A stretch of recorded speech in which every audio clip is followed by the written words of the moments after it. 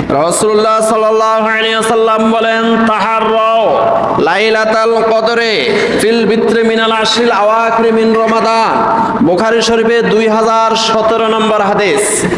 রাসূলুল্লাহ সাল্লাল্লাহু আলাইহি ওয়াসাল্লাম বলেন, তাহাররাও লাইলাতাল কদরে ফিল বিত্রি।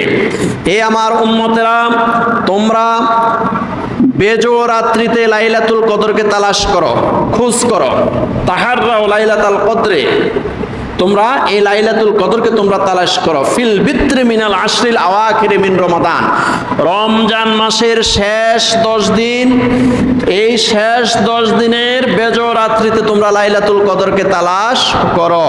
এইভাবে আমরা 21, 23, 25, 27, 29 এই 5টা রাত্রিতে আমরা যার যতটুকু সাধ্য অনুযায়ী আমরা আমল করার চেষ্টা করব।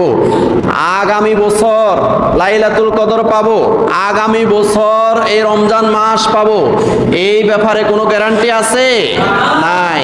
অতএব এই 5টা রাত্রি আমরা হেলায় উড়িয়ে দেব না।